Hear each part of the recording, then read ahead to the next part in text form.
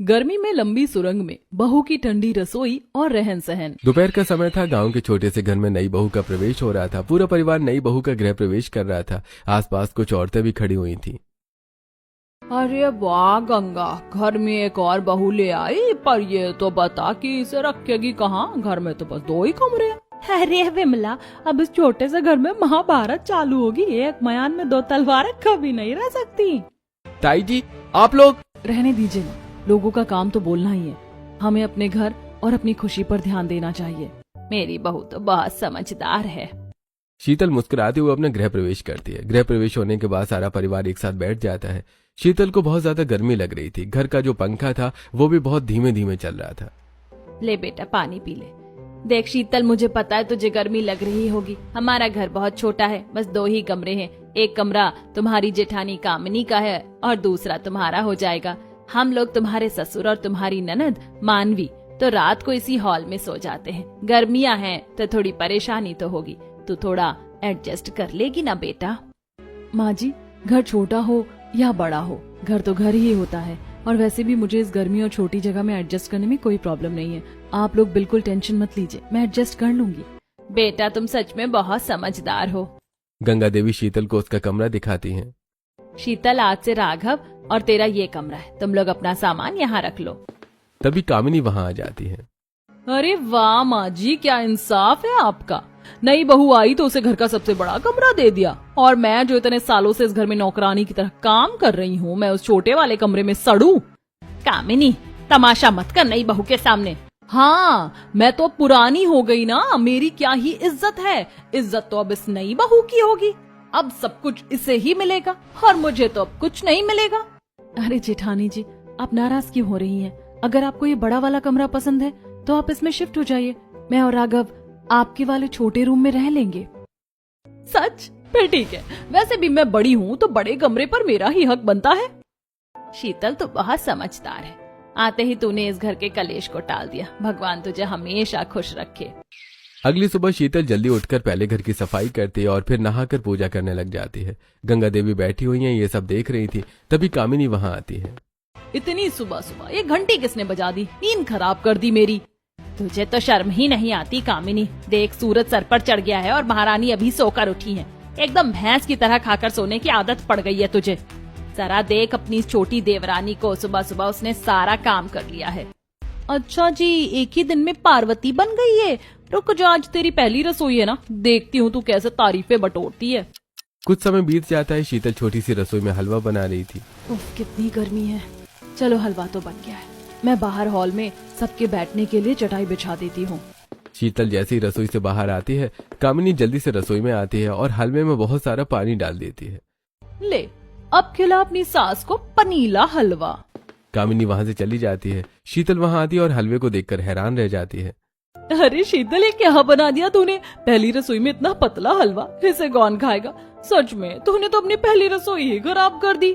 जेठानी जी, आप फिक्र मत कीजिए, मैं इसे अभी ठीक कर देती हूँ। शीतल तुरंत गैस तेज करती है और उस हलवे को और अच्छे से पका लेती है और फिर उसे एक थाली में घी लगाकर अच्छे से जमा देती है और थोड़ी देर बाद उसे बर्फी के शेप में काट लेती है। अरे वाह शीतल, ये तो एकदम बाजार जैसी बर्फी लग रही है। मजा आ गया। सच में बहू, हलवा तो सब बनाते हैं। तूने तो पहली रसोई में नई डिश का आविष्कार ही कर दिया। मजा आ गया इसे खाकर। और एक ये कामिनी है जिसे कुछ नहीं बनाना आता। कामिनी गुस्सा होकर वहां से चली जाती है। रात का समय हो जाता है। घर में लाइट ठीक से नहीं आ रही थी। घर के सारे पंखे बहुत धीमे धीमे चल रहे थे। अरे बाप रे, गर्मी ने तो बुरा हाल कर दिया है। और आज तो लाइट भी एकदम डिम आ रही है। छोटे से हॉल में तो हम सब उबल जाएंगे। चलो चलो, सब लोग छत पर चलकर सोते हैं। सब लोग छत पर आते हैं। छत भी बहुत छोटी थी और वहाँ बहुत मच्छर थे। कामिनी सबसे पहले जाकर छत के बीचों बीच अपनी एक बहुत बड़ी चटाई बिछा लेती है। भाभी, इतनी सी तो छत है, आपने बीच में इतनी बड़ी चटाई क्यों बिछा ली? हम लोग कहाँ सोएंगे? देख मानवी, मुझे गर्मी में बहुत घुटन होती है। मेरी बॉडी को खुली हवा और ज्यादा जगह चाहिए सोने के लिए। तुम लोग किनारे में अपना एडजस्ट कर लो कहीं। मैं तो ज्यादा जगह में ही सो पाती हूँ।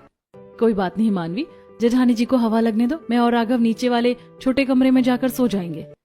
तेरी नीयत ही खराब है कामिनी। बेचारी नई बहू को इस गर्मी में नीचे भेज दिया। शर्म कर थोड़ी। अगले दिन दोपहर को बहुत गर्मी थी। कामिनी अपने बड़े कमरे में लेटी हुई थी। उसके कमरे का फैन बहुत धीरे धीरे चल रहा था।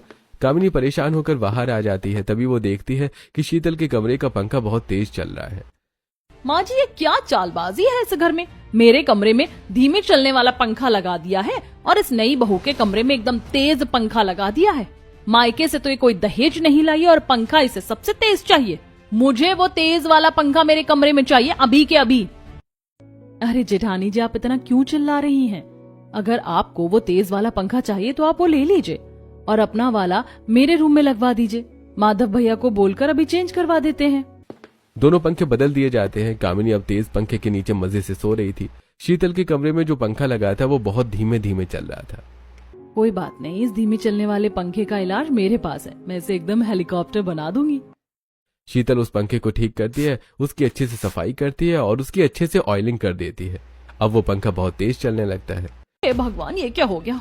अगर मैं ही उस पंखे में 2 बूंद तेल डाल देती तो मेरा पंखा सबसे तेज चलता। सच में ये नई बहू तो मुझसे भी 4 कदम आगे है और चालू भी बहुत है। दोपहर का समय हो जाता है। घर में लाइट नहीं थी और गर्मी बहुत ज्यादा हो रही थी। गंगा देवी गर्मी से बहुत ज्यादा परेशान हो रही थी। तभी शीतल जल्दी से एक हाथ वाला पंखा लेकर आती है और उनकी हवा करने लगती है। शीतल, तूने तो आते ही मेरा दिल जीत लिया। पता है, कल हम तेरी ननद मानवी को लेकर लड़के वालों के यहाँ जा रहे हैं। सुना है लड़का बहुत अच्छा है। अगर बात पक्की हो गई ना तो बस मेरी बेटी की शादी हो जाएगी, जिसमें मेरी तो सारी चिंता ही खत्म हो जाएगी। आप फिक्र मत कीजिए माँ जी, सब अच्छा होगा। कामिनी दूर खड़े होकर ये सब देख रही थी। देख रही हूँ। ये सब सासू माँ जी को मक्खन लगाने का ड्रामा चल रहा है। ये पक्का मेरा कमरा और घर की चाबियां हड़पना चाहती है, पर मैं भी कामिनी हूँ, इतनी आसानी से इसे अपने सिर पर बैठने नहीं दूंगी।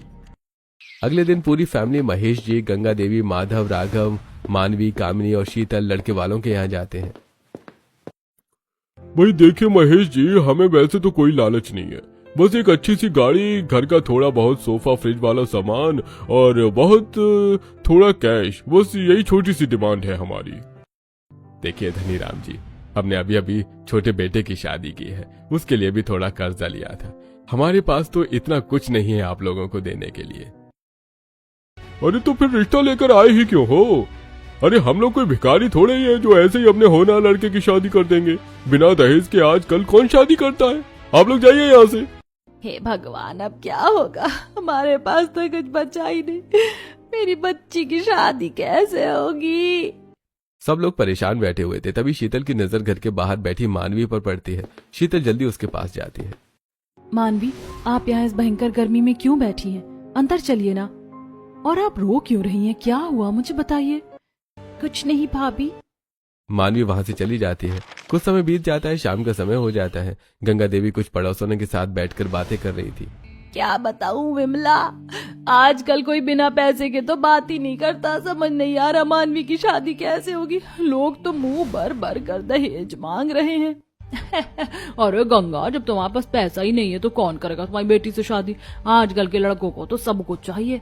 अरे ये लोग तो एकदम भिखारी हैं, कुछ नहीं है इनके पास अपनी बेटी को देने के लिए। लगता है उनकी बेटी की शादी भी नहीं होगी। बस करो तुम लोग, मेरे जले पर नमक मत छिड़को।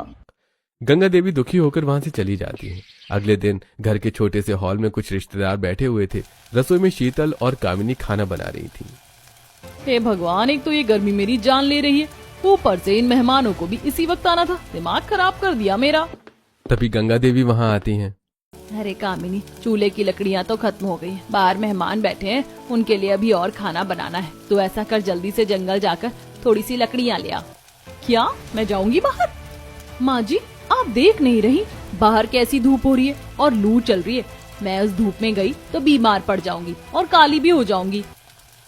जेठानी जी, आप यहाँ खाना बनाइए और मैं जंगल से लकड़ियां लेकर आती हूँ। शीतल वहां से चली जाती है और जंगल में लकड़ियां लेने पहुंचती है। शीतल की बहुत हालत खराब हो गई थी धूप से। तभी उसे एक गुफा दिखाई देती है। बाप रे, सूरज तो आज जैसे आग ही उगल रहा है। चलो थोड़ी देर इस गुफा में जाकर बैठ जाती हूँ।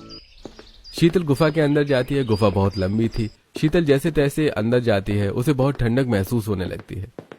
अरे वाह, बाहर तो जैसे भट्टी जल रही है, लेकिन ये गुफा तो अंदर से एकदम बर्फ की तरह ठंडी है। यहाँ तो लग रहा है जैसे किसी ने एसी चला रखा हो। शीतल थोड़ी देर वहां आराम करती है और फिर घर आ जाती है। अगले दिन दोपहर को गंगा देवी और कामिनी में झगड़ा हो रहा था। तू तो एकदम भैंस की तरह हो गई है कामिनी, बस बैठ कर चरना आता है तुझे, काम तो होता नहीं है तेरे से। अभी तूने पूरा का पूरा मिट्टी का चूल्हा ही फोड़ दिया। अरे तू उसे साफ कर रही थी या कुश्ती लड़ रही थी उससे? तो क्या मैंने जानबूझकर फोड़ दिया चूल्हा? गलती से फूट गया मेरे से। आप तो बस हर बात में मुझे ताने मारती हैं। तभी शीतल वहां आती है। ये आ गई ना आपकी सती सावित्री बहू, इसी से करवा लीजिए सारा काम, मुझसे नहीं होता। यही है ना आपकी प्यारी बहू, अब यही करेगी आपके सारे काम। कामिनी ये बोलकर वहां से चली जाती है। कुछ समय बीत जाता है। अगले दिन सभी घर वाले एक साथ बैठे हुए थे। बाबूजी, ये गर्मी तो बहुत बढ़ती जा रही है, ऊपर से बारिश का तो अभी तक कोई नामो निशान तक नहीं है। और नहीं तो क्या, छोटे से घर में तो और ज्यादा गर्मी लगती है। ऐसा लग रहा है जैसे हम सब किसी तंदूर में बैठे हों। अरे ऐसा लग रहा है ये गर्मी जान लेकर ही मानेगी। सभी लोग बात कर ही रहे थे कि तभी वहां पर दो आदमी आ जाते हैं। अरे चलिए महेश जी, जल्दी से घर खाली कीजिए, हमारा सामान आ रहा है। क्या बकवास कर रहे हो भाई, ये घर हमारा है और हम इसे खाली क्यों करें? अरे ये घर आपका ही है, लेकिन 3 महीने तक ये घर अब हमारा हो गया है। 3 महीने तक आपका घर अब हमारा शूटिंग सेट बनेगा या एक मूवी की शूटिंग होगी। आपके घर की बहू ने ही हमें ये घर शूटिंग करने के लिए 3 महीने के लिए किराए पर दिया है। अब जल्दी से घर खाली करो। क्या इस घर की बहू ने? किस बहू ने ये किया? किसकी हिम्मत हुई है करने की? ये मैंने किया है माँ जी, वो कॉन्ट्रैक्ट मैंने साइन किया था। शीतल तूने? पर क्यों? माँ जी, मानवी की शादी नहीं हो रही थी ना, पैसों की वजह से, इसीलिए मैंने सोचा 3 महीने की तो बात है, अच्छा पैसा मिल जाएगा तो शादी में काम आएगा। अरे बेवकूफ लड़की, पैसे तो आ गए, पर अब हम इस भयंकर गर्मी में सड़क पर आ गए हैं ना। देखिए, अब आप लोग अपना ये जो फैमिली ड्रामा है वो बाहर जाकर करिए, घर जल्दी से खाली करिए। और हाँ, कॉन्ट्रैक्ट के हिसाब से आप लोग सिर्फ अपने कपड़े पहनने के लिए जा सकते हैं, बाकी का सामान सब हमारा है। चलिए निकलिए बाहर। पूरा परिवार घर से बाहर आ जाता है। बाहर बहुत तेज धूप हो रही थी और बहुत तेज लू चल रही थी। ये सब तेरी वजह से हुआ। हम तो तुझे बहुत अच्छी समझते थे, लेकिन तू तो कामिनी से भी ज्यादा बेकार निकली। आज हम तेरी वजह से बेघर हो गए हैं। कामिनी सही कहती थी, ये बहुत चालू है। गांव में तो वैसे ही कोई हमारी मदद नहीं करेगा, अब कहाँ जाएंगे हम लोग? अरे बस भी करो आप लोग, हो गई गलती उससे, पर उसने किया तो मानवी के लिए ही था ना। अब इस लू में लड़ने से घर वापस तो नहीं आ जाएगा ना। बाबूजी मुझे माफ कर दीजिए, पर मैंने जंगल में लकड़ियां लाते वक्त एक बहुत लंबी गुफा देखी थी। वहाँ बिल्कुल धूप नहीं आती, हम वहाँ रह सकते हैं और वहाँ बहुत ठंडक भी रहती है। लो सुन लो, पहले हमें बेघर किया, अब हमें जंगल में ले जाकर आदिवासी बनाएगी। अरे चुप कर कामिनी, इस धूप में मरने से तो अच्छा है कि किसी छांव में बैठ जाए। चल शीतल, ले चल हमें उसी गुफा में। शीतल पूरे परिवार को लेकर उसी लंबी गुफा के अंदर आ जाती है। अरे वाह, यहाँ तो सच में बहुत ठंडक है। यहाँ तो बिल्कुल गर्मी नहीं लग रही। ठंडक तो है, पर रहेंगे कैसे यहाँ? न सोने के लिए पलंग है, न खाना बनाने की कोई व्यवस्था है। कैसे क्या करेंगे हम? माँ जी आप बिल्कुल फिक्र मत कीजिए, आप सब बस आराम कीजिए, मैं सब कुछ अच्छे से संभाल लूंगी। अगले दिन शीतल सुबह सुबह जंगल से मजबूत लकड़ियां और बांस काट कर लाती है। राघव भी उसकी मदद करता है। राघव जी देखना, मैं घर के लिए अच्छा अच्छा फर्नीचर तैयार कर लूंगी। शीतल बहुत अच्छे तरीके से उन लकड़ियों से 2-3 पलंग, कुछ बैठने की कुर्सियां और एक टेबल तैयार कर देती है और वो उन पर मुलायम घास भी बिछा देती है। ये लीजिए माँ जी, हमारे पलंग और कुर्सियां तैयार हैं। अब किसी को सोने में कोई दिक्कत नहीं होगी। और माँ जी आप देखना आगे क्या क्या करती हूँ। अगले दिन शीतल गुफा के अंदर एक ऐसी जगह ढूंढती है जहाँ कोई छोटा सा छेद हो। हाँ, ये जगह एकदम परफेक्ट है, मैं यहीं अपनी रसोई तैयार करती हूँ। शीतल बाहर से मिट्टी खोद कर लाती है और एक छोटा सा चूल्हा तैयार करती है। माँ जी मैंने रसोई यहाँ इसलिए बनाई है क्योंकि यहाँ जो ये छेद है ना, ये हमारी चिमनी का काम करेगा। चूल्हे का सारा धुआं सीधा बाहर चला जाएगा और गुफा के अंदर बिल्कुल गर्मी नहीं होगी। वाह बहू, दिमाग तो तेरे में बहुत है। अरे भाई, पहले हमें घर से निकाला और अब यहाँ इस गुफा में रहने की अच्छी व्यवस्था कर दी। मुझे तो समझ नहीं आता कि इसे दुआ दूं या बद्दुआ। गलती तो इसने बड़ी की है, पर चलो कम से कम इसने रहने की सही व्यवस्था तो कर दी। समय बीत जाता है। रात का समय था। गुफा में सब लोग सो रहे थे। गुफा में ठंडक तो बहुत थी, लेकिन साथ में मच्छर भी बहुत थे, जिससे घर वाले परेशान हो रहे थे। हे भगवान, यहाँ गर्मी तो नहीं है, पर इन मच्छरों ने तो नाक में दम कर दिया है। अरे माँ जी, इन जंगली मच्छरों ने तो मेरा सारा खून ही चूस लिया। मुझे तो चक्कर आ रहे हैं, कमजोरी लग रही है, कहीं मैं मर ना जाऊं इस जंगल में। इन मच्छरों ने तो सच में परेशान कर दिया है। जेठानी जी, आप आज रात बस जैसे तैसे एडजस्ट कर लीजिए, कल मैं इन मच्छरों का पक्का कुछ जुगाड़ कर लूंगी। अगली शाम शीतल जंगल से नीम की सूखी पत्तियां, कुछ जंगली जड़ी बूटियां और थोड़ा सा सूखा गोबर लेकर आती है। वो उन सबको कूट कर एक पुराने मटके में रखती है और उसमें आग लगा देती है। लो माँ जी, हमारी देसी मच्छर भगाने वाली दवाई तैयार है। अब देखना, एक मच्छर भी इस गुफा में नहीं रहेगा, सब भग जाएंगे यहाँ से। नीम और जड़ी बूटियों का हल्का हल्का धुआं पूरी गुफा में फैल जाता है और कुछ ही देर में सारे मच्छर वहां से गायब हो जाते हैं। अरे वाह शीतल, ये जुगाड़ तो सच में बहुत बढ़िया है। इसके धुएं से तो सारे मच्छर भाग गए। आज तो सच में चैन की नींद आएगी। तूने तो कमाल ही कर दिया बहू। अगले दिन माधव और राघव पास के गांव से काम करके थके हारे गुफा में लौटते हैं। राघव के हाथ में राशन का एक छोटा सा थैला था। लो शीतल, आज गांव में काम मिल गया था मुझे और भैया को। ये लो थोड़ा बहुत राशन ले आया हूँ। हाँ भाई, बहुत तेज धूप थी आज, पर चलो कम से कम रात के खाने का जुगाड़ तो हो गया। आप दोनों हाथ मुंह धो लीजिए, मैं अभी बढ़िया सा खाना बना देती हूँ।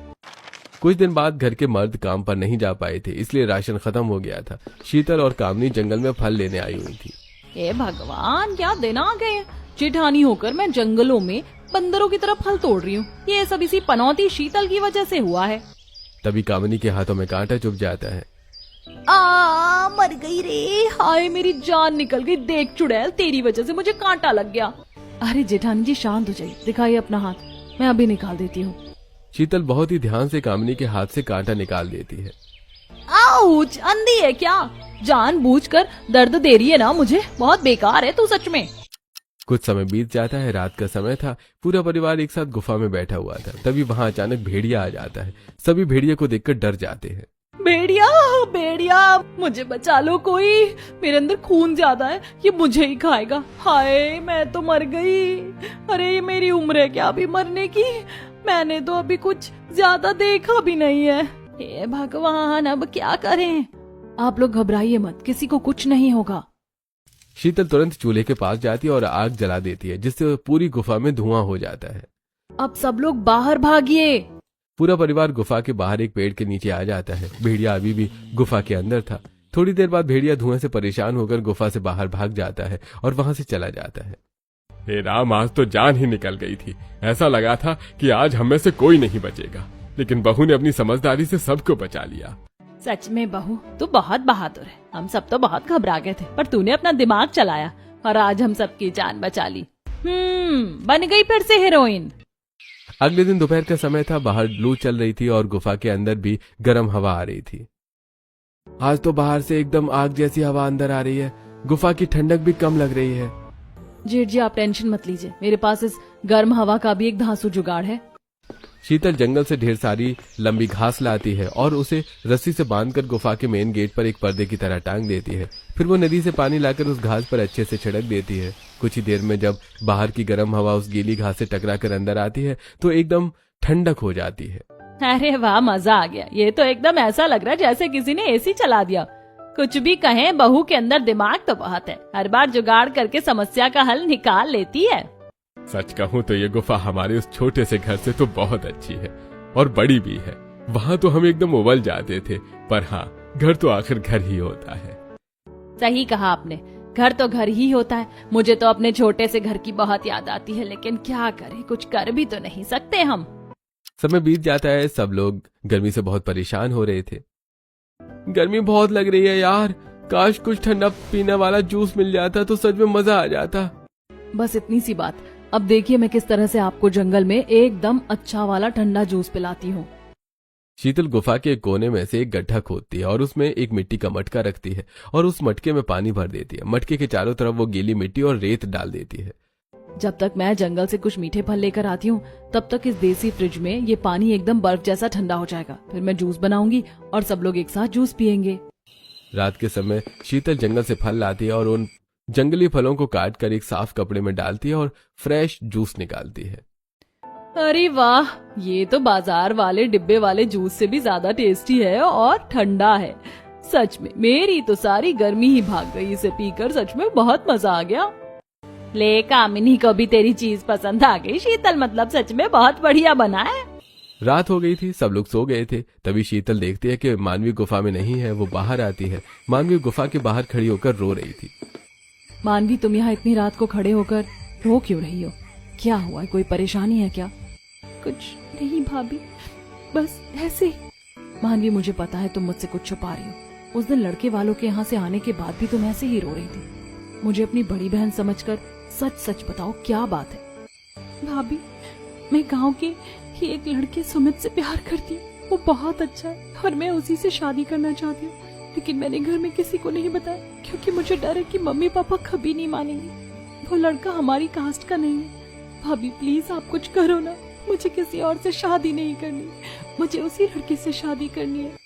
बस रोना बंद करो और अब तो टेंशन मत ले मानवी।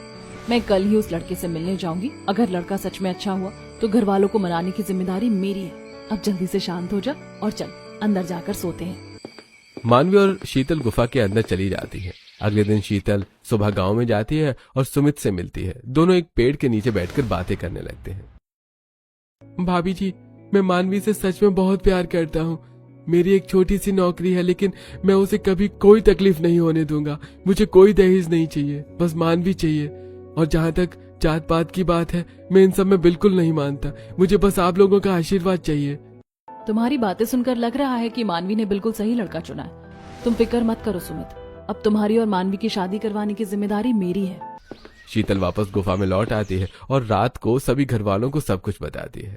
पर बहू, वो लड़का हमारी जात का नहीं है। गांव वाले क्या कहेंगे, नाक कट जाएगी हमारी। बाबूजी, गांव वाले तो तब भी ताने मार रहे थे जब मानवी दीदी की शादी नहीं हो रही थी। आजकल जमाना बदल गया है, कोई जात पात नहीं देखता। आप लोग ही बताइए, अगर आप जबरदस्ती मानवी दीदी की शादी कहीं और करा भी देंगे तो क्या वो वहाँ खुश रह पाएंगी? तेरी बात तो सही है शीतल। माँ जी, मैं खुद उस लड़के से मिलकर आई हूँ। वो बहुत सीधा और अच्छा है, बिना किसी दहेज के शादी के लिए तैयार है। आज के इस लालची जमाने में जहाँ अमीर लोग हमें सरेआम बेइज्जत कर देते हैं, वहाँ ऐसा लड़का और ऐसा परिवार मिलना किस्मत की बात है। मानवी दीदी वहाँ हमेशा खुश रहेंगी। आप लोग प्लीज इस शादी के लिए मान जाइए।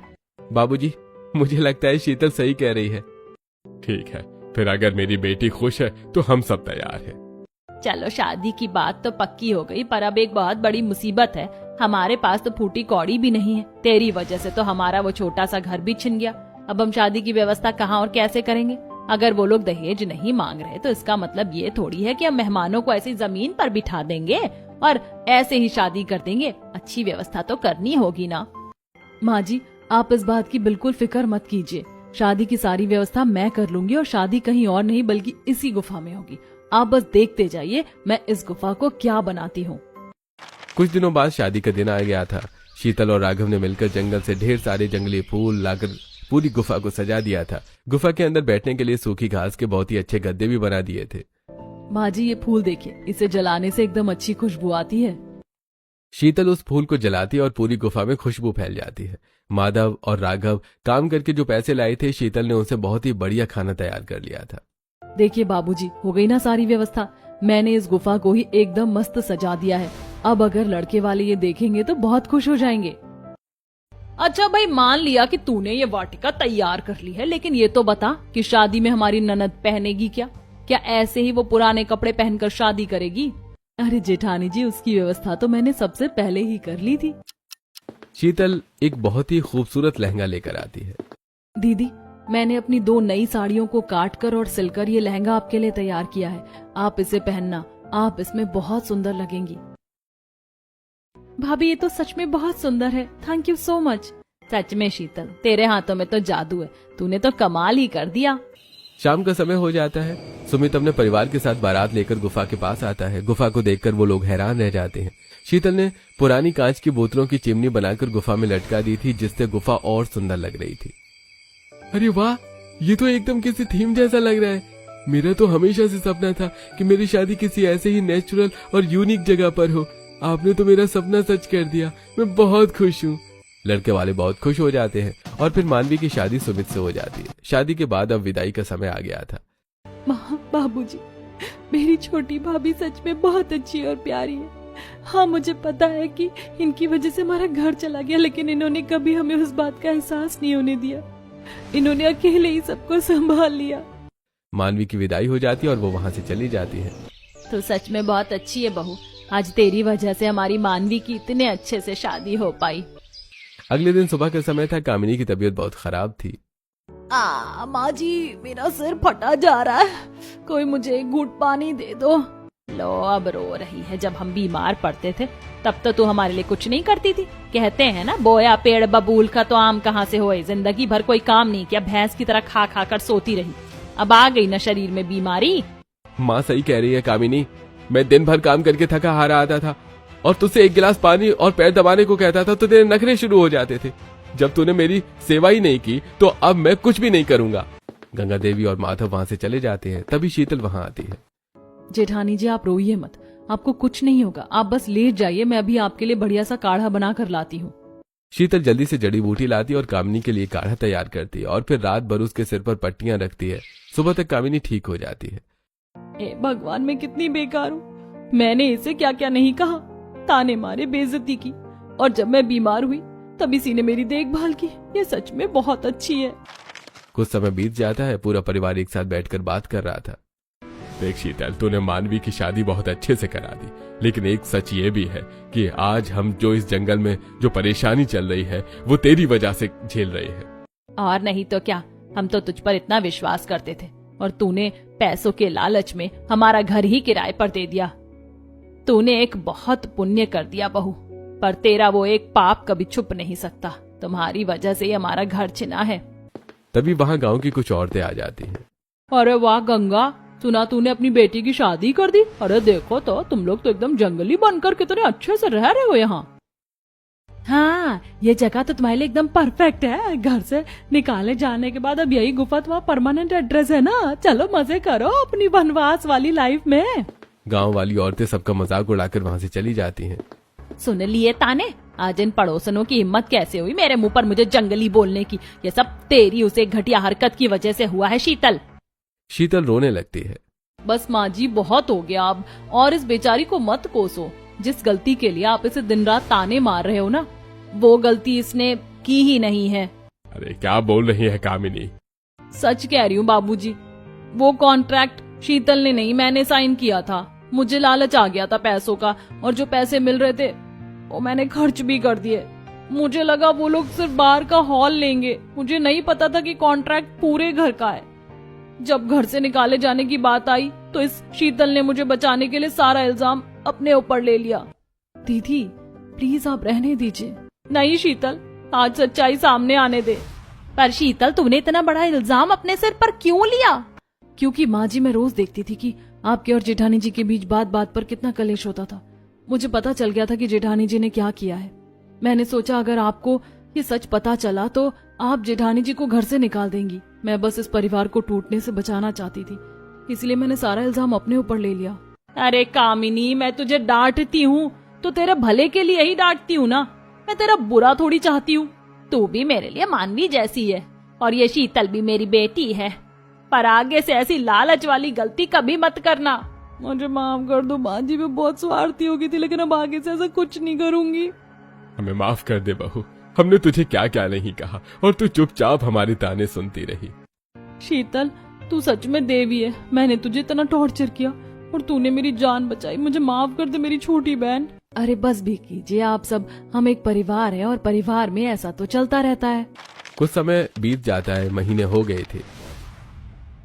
अरे महेश जी, आपके 3 महीने पूरे हो गए। हमने आपका घर खाली कर दिया है। अब आप लोग आराम से अपने घर वापस जा सकते हैं। ये बोलकर राजू वहां से चला जाता है। घर तो खाली हो गया, लेकिन अगर अभी हम उस छोटे से घर में जाएंगे तो फिर से गर्मी से परेशान होंगे, क्योंकि अभी भी गर्मी बहुत ज्यादा हो रही है। तो फिर क्या करें बाबूजी?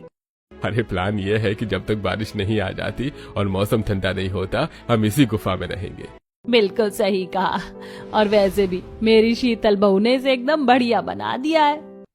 पूरा परिवार एक साथ खुश हो जाता है और सभी ठंडा मौसम होने तक गुफा में रहने का ही फैसला करते हैं।